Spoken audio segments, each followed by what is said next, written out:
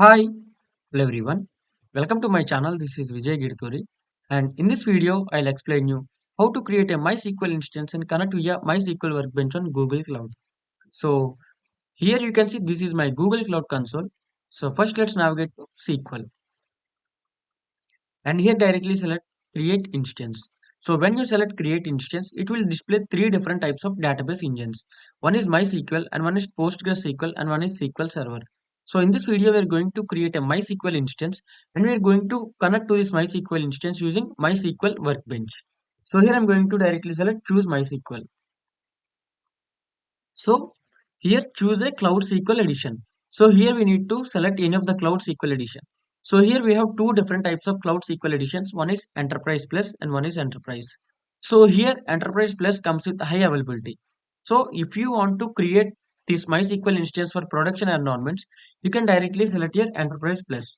So for video purpose, here I'm going to select Enterprise and choose a preset of this edition. So edition preset, we have three different options. One is production and development and one is sandbox. So here production comes with 8 CPUs and 32 GB of RAM and 250 GB of storage and it is high available.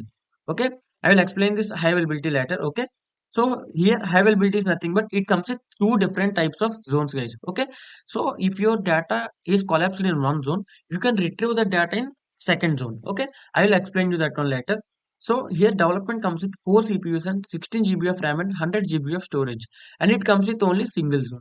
And sandbox comes with 2 CPUs and 8 GB of RAM and 10 GB of storage and it also comes with single zone. So for this video I'm going to select here development. So here you can see development comes with 4 CPUs and 16 GB of RAM and 100 GB of storage.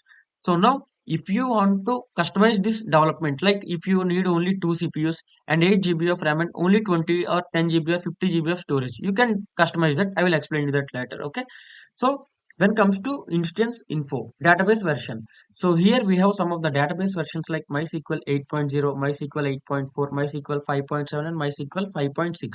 So in this video I'm going to select MySQL 8.0. Now here instance ID, so you need to give the any of the name. So here I'm giving the name like first instance. So here name you can give whatever you want and this is the password for your MySQL instance. Password I'm giving Vijay at the rate 123. So here you need to remember this instance ID as well as this password. Okay. You need to remember this both details. After that, if you want to restrict your password, you can directly select your password policy and you can see set minimum length, required complexity, restrict password reuse, and you can customize your password according to this. Okay, so I'm going to directly choose Vijay at the rate 123. So here I'm telling you, you need to remember this instance ID as well as password. So password I'm giving Vijay at the rate 123. So while we are going to connect to this MySQL instance using MySQL Workbench, you need to provide instance ID as well as this password to connect to this MySQL instance. So that's why I'm going to I'm telling that. Okay. So the fourth step is choose region and zonal availability. So here, if you want to create MySQL instance in US Central 1, you can directly select here US Central 1. Or else if you want to create in some other regions, you can directly select any of the region. So here I'm going to select US Central 1. So zonal availability. So here we have two different types of zones. One is single zone and one is multiple zones. So here single zone is nothing but it this MySQL instance will create only in single zone. So here you can say I'm going to select here US Central 1A. So it will create this MySQL instance in US Central 1A only. So if you select here multiple zones, you can select here two zones. One is primary as US Central 1A and secondary let's select US Central 1B. So if you are going to select same US Central 1A and 1A for primary as well as secondary, it will not accept. Here you can see primary and secondary zone should not match. So that's why secondary here I'm going to select US Central 1B. So now if your data has been collapsed in US Central 1A, you can retrieve your data from US Central 1B. So this is the high availability. So if you select here Enterprise Plus, by default it comes with high availability. So here you can see high availability. So you can retrieve the data from, if the data is lost on US Central 1A, you can retrieve from US Central 1B. Okay. So let's select Enterprise and let's select development. Okay, so let's leave this everything and let's select here multiple zones and let's select here US Central 1A and second is one as US Central 1B, 1C, 1F. That is up to your wish. So let's select your US Central 1C. Okay. So now to create MySQL instance, this configuration is enough, guys. Okay.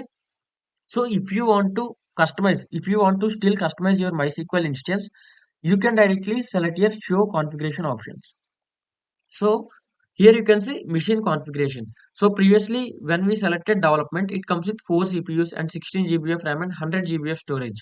So now if you want to decrease to 2 CPUs and 8 GB of RAM and some other storage like 50 GB or 20 GB or 10 GB, let's do this. So let's select here 2 CPUs and 8 GB of RAM. So here you can say automatically it was changed 2 CPUs and 8 GB of RAM. Now let's decrease this 100 GB to 20 GB or else 10 GB or else 50 GB. Let's customize this. Directly select the second option, which is storage. So in storage type, we have two different types of storage options. One is SSD and one is HDD.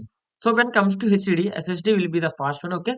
So here I'm going to select SSD and storage capacity. Currently we have 100 GB. So I don't need 100 GB. So I'm going with 20 GB or else the basic is 10 GB. Okay. So I'm going with 20 GB and in connections. Okay, so here you can see in connections, I will explain you this one later, guys. Okay, so we are going to connect to this MySQL instance using MySQL Workbench. So we are going to install MySQL Workbench on our Windows laptop, right?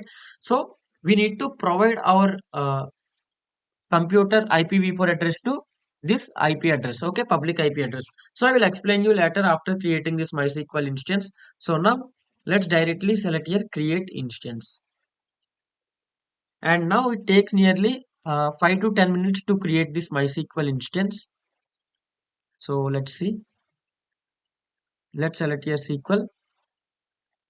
So here you can see our first instance is in creating state. So it takes nearly 5 to 10 minutes to create this MySQL instance. So meanwhile, you need to download MySQL Workbench, guys. So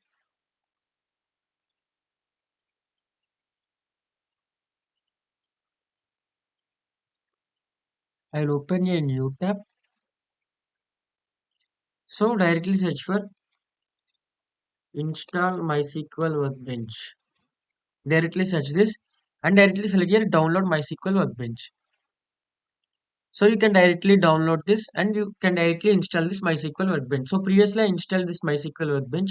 So this is the one. So let's wait. So here you can see previously I installed this MySQL Workbench. So using this MySQL Workbench, we are going to connect to our MySQL instance. Okay. So let's see. So here still it is in creating state. So it takes nearly 5 to 10 minutes to create this MySQL instance. So let's wait.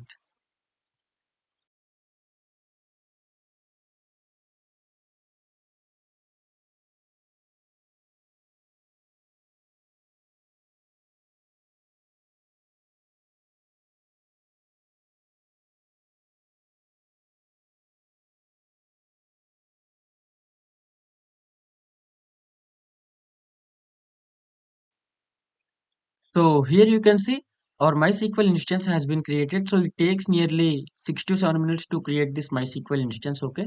So here you can see Cloud SQL Edition type we created Enterprise Plus and sorry Enterprise and type we created as MySQL 8.0 and here you can see this is the public IP address of our MySQL instance and in this project we created. Okay. And high availabilities we have enabled this high availability. So location we created under US Central 1A and it comes with only 20 GB of storage. Okay. So let's open this. Now let's connect to this MySQL instance.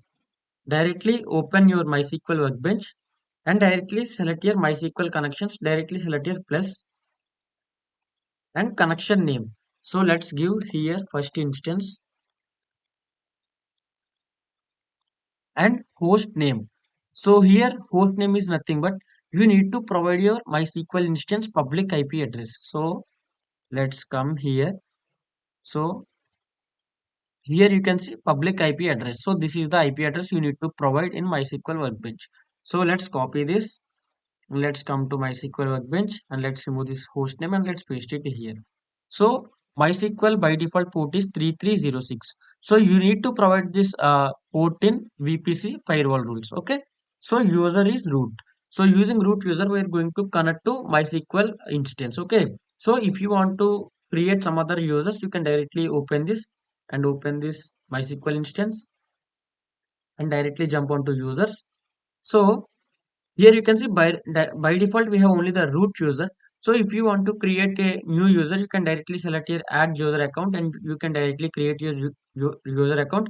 And using this account, you can directly connect from MySQL Workbench. Okay. So here I'm going to use the root user, and the root user password previously we have given is Vijay@123. Okay. So while we are creating MySQL instance, we have given this password Vijay@123. So you need to provide that password while connecting to this MySQL instance. Okay. So directly select here OK. And you need to select here test connection.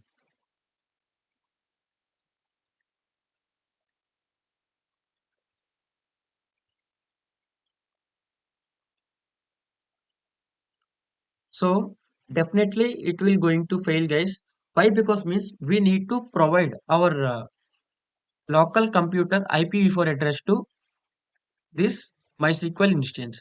So here directly select overview, or else directly go to connections and directly go to networking, and here you need to select add a new network in instance IP assignment. Here you need to provide the instance IP. So here you can see fail to connect MySQL at this IP and at this port with root user. Okay. So let's come here. So here you can see it was throwing this error. So directly select here OK. So now let's do one thing.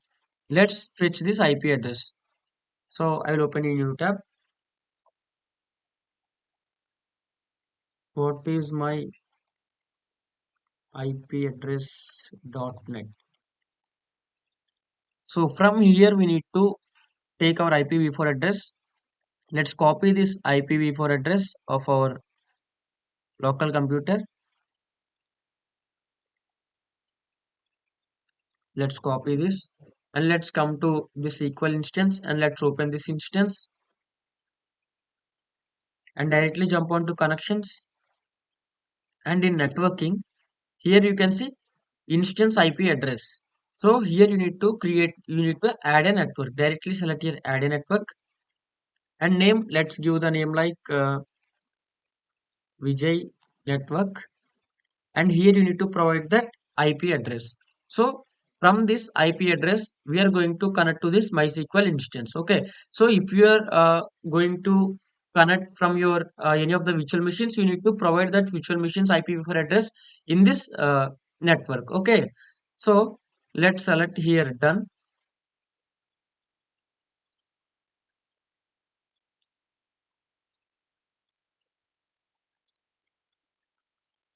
Let's paste this and let's see the spaces. Okay. Let's select here done. Okay, we have added, that means we have provided our local computer IPv4 address to MySQL instance. Directly select here save. So currently it is in editing state, so let's wait.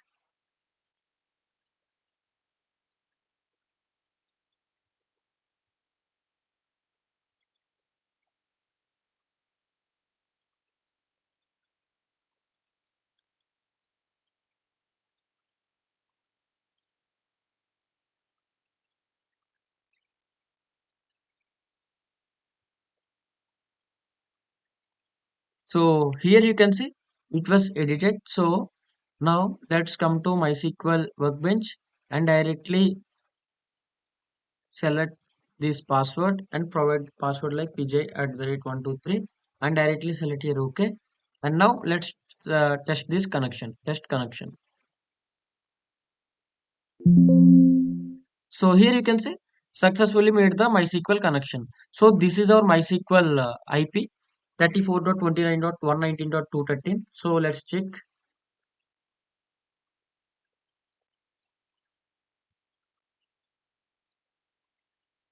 So you can see 34.29.119.213. So same IP address.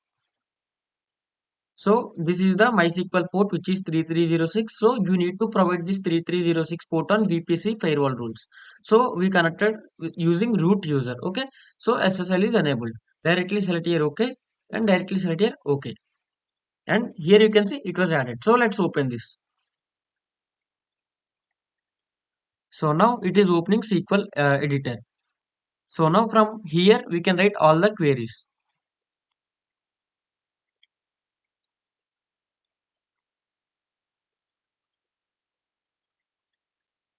So here you can see it was connected everything. So previously I have written all these queries. So let's remove this.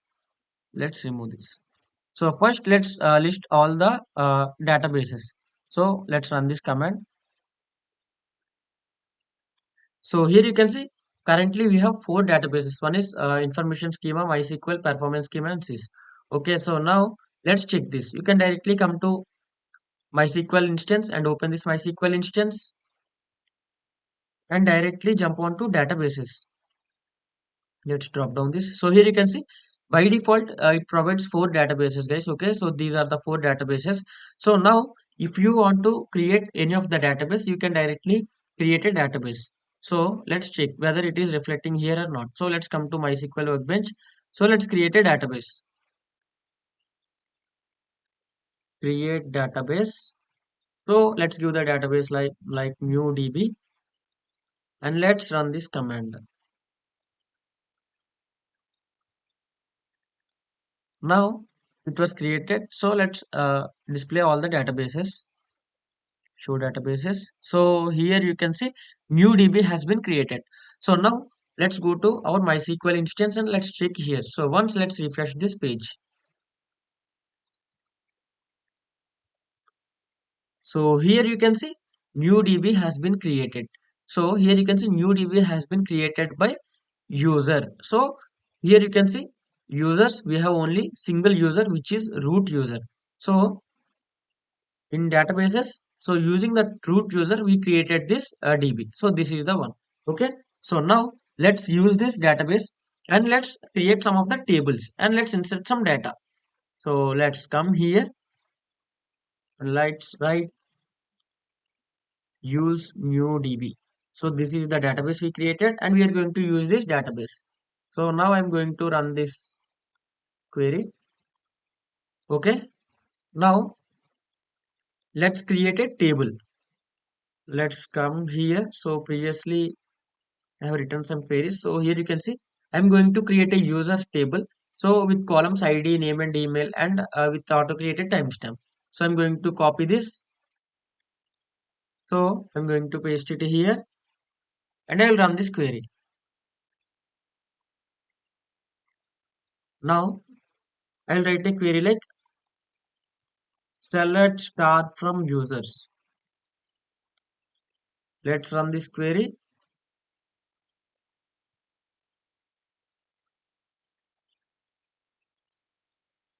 So here you can see we have ID, name, email and as well as created date. So now let's insert some of the data in this users table. So let's come here and let's insert this data. I'll paste it here and I'll insert this data. I will run this query. Okay, data has been inserted successfully. So now again, let's list all the users table. Let's run this query. So here you can see our data has been inserted successfully to this users table. Lily, Bob, Charlie. And this is the name and this is the ID and these are the email IDs and this is the creation date. So here you can see we have passed all this data. So now it is working fine. So in this video, we created a MySQL instance on Google Cloud and we connected to this MySQL instance using MySQL Workbench and we created database tables and we inserted some of the data, so everything is working fine. Okay, so and yes, that's it for today's video, and in next video I'll explain you how to create a MySQL instance and connect via a jump server. Okay, so here jump server is nothing but we are going to create a any of the virtual machine on Google Cloud, and using that virtual machine we are going to connect to this MySQL instance. That instance we are going to use as a jump server. Okay, so now let's delete this MySQL instance. So MySQL instance charges more amount from you guys. Okay, try to delete this or else stop this MySQL instance after completing your practice and everything. Okay, so if you want to delete this MySQL instance directly, it will not delete, guys. Why? Because means first you need to stop this MySQL instance. So before stopping this MySQL instance, you need to disable deletion policy. By default, when we create this MySQL instance, it will automatically enable this deletion policy. After creating this MySQL instance, you need to disable that deletion policy. Then only you can directly delete this MySQL instance. So to enable that, you need to stop this MySQL instance first. Okay. So let's directly stop this MySQL instance and stop. So again, it takes nearly 1 to 2 minutes to stop this MySQL instance. And while we are going to start this MySQL instance, it takes nearly again 5 to 10 minutes to start this instance, guys, MySQL instance. So you need to remember that. So here you can see it takes nearly 20 seconds to stop this MySQL instance. Now directly you can't edit this instance. Okay, so here you can see we need to start this instance, then only we can edit this instance. Okay, so here you can see when I select here delete, it was unable to delete. You can't delete this instance because deletion production is enabled. To delete, you have to edit the instance and disable deletion production first. Okay, so first let's start this MySQL instance. Now again it takes nearly 5 to 10 minutes to start this MySQL instance. So after starting this instance, we need to disable deletion policy for this MySQL instance. Then only we can directly delete this instance, MySQL instance. Okay. So let's wait and let's see.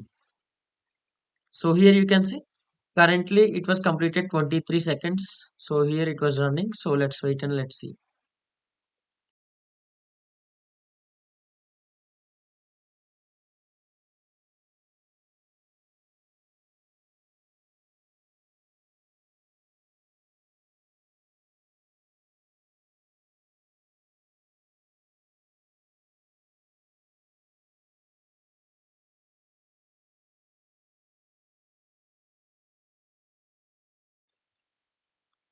So here you can see our MySQL instance has been started successfully. So now let's edit this MySQL instance and let's disable deletion policy. So directly select your edit and directly come down and here data protection, drop down this and advanced options. So here you can see enable deletion policy protection. Directly disable this and save this. So here you can see it is in editing state. So now you can directly delete this MySQL instance. So let's check. So here you can see now it was displaying delete option. You can directly select here delete or else come out and you can directly select this MySQL instance. And here you can see directly select this action and you can directly select here delete and provide this instance ID which is first instance and delete. So here you can see it is in deleting state. So now it takes nearly 1 to 2 minutes to delete this MySQL instance. Okay. And yes, so here you can see our instance has been deleted successfully. So, and yes, that's it for today's video. And if you like my video, please do like, share and subscribe to my YouTube channel, guys. And see you in the next video and bye.